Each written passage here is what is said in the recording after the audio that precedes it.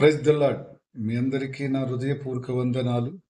మీరందరూ సంతోషంగా ఉన్నారని మన ప్రభు అయిన యేసయ్య కృపలో నూతనమైన వాగ్దానముతో అనుదినము మన తండ్రి మనకు అనుగ్రహిస్తున్న ఆ కృపను బట్టి ఈరోజు మనందరము సంతోషిస్తున్నాం, ఆనందించున్నాం కదా. ఆరోగ్యము కలిగి ప్రతి కుటుంబంలో నిత్యము ఆయన ఇచ్చిన కృపను బట్టి సంతోషిస్తున్నామని నమ్ముచున్న ప్రతి ఒక్కరు కూడా మన జీవం గల దేవుడు మన పట్ల తన ప్రేమను చూపిస్తూ మనము చింతిస్తున్నప్పుడు, బాధపడుతున్నప్పుడు ఆయన మన గురించి మీరు సంతోషంగా ఉండాలి, ఆనందంగా ఉండాలని ప్రభు కృపతో మనకు ప్రతిదినము వాగ్దానాలు ఇచ్చున్నాడు. ఈరోజు ప్రభు మనకిచ్చినటువంటి వాగ్దానము 1 పేతురు 5వ అధ్యాయం 7వ వచనం. ఆయన మిమ్మల్ని గూర్చి చింతించుచున్నాడు గనక మీ చింత యావత్తు ఆయన మీద వేయుడి. ఆయన మనను గురించి చింతిస్తున్నాడండి.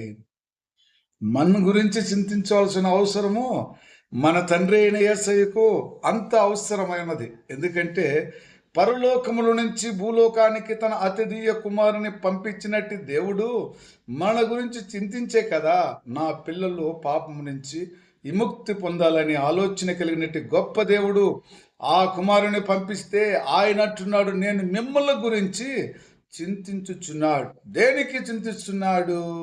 మీకు వస్త్రము లేదనా, ఆహారము లేదనా, ఏది కొరతనో చింతించున్నాడు.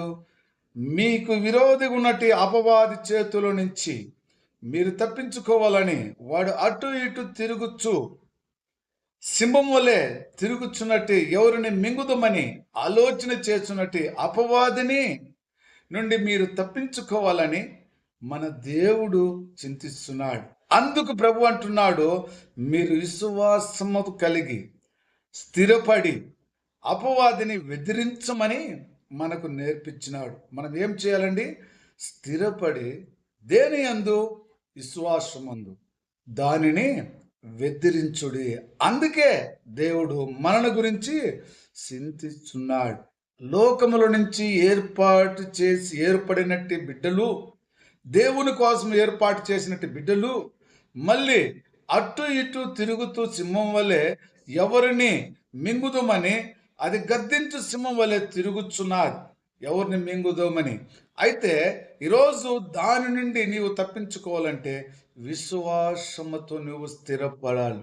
అయితే కొంచెంకాలము తర్వాత నీ దేవుడైన యెహోవా ఆయనే నిన్ను స్థిరపరిచి బలపరిచి దేవుడు నీ ముందుకు రాబోచున్నాడు.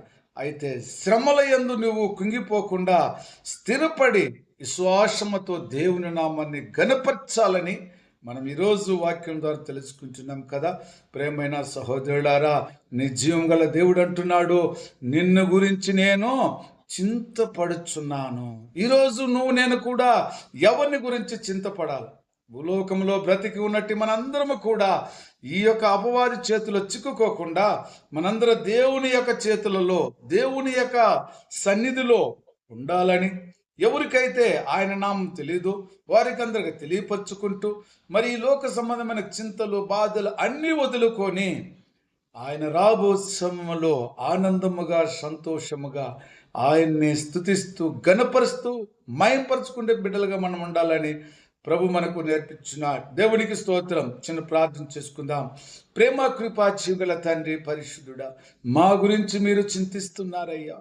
మేము ఈ లోకములో నా ప్రభువా ఏదున్నా లేకపోయినా ప్రభువా అపవాది వాడి చేతుల్లో మేము పడకుండా మమ్మల్ని తప్పించుకోవాలని, మమ్మల్ని రక్షించుకోవాలని మీరు నా ప్రభువా మీరు మాకు ఇచ్చినట్టు జ్ఞానమును బట్టి మీరు మమ్మల్ని తండ్రి అపవాది చేతుల నుంచి విడిపించినావు, వెలుగులో ఉంచినావు, కృపను చూపించినావు, ఆశీర్వాదం చూపించినావు, ఏటగాడి ఉరిలో నుండి తప్పించుకునే మార్గములు చూపించినావు. అయినా మళ్ళీ తిరగా అపవాది చేతిలో పడిపోకుండా నీ చిత్తములో నీ కృపలో ఉండే భాగ్యం దైత్యమని యేసుక్రీస్తు నామములో ప్రార్థించున్నాను తండ్రి. ఆమేన్.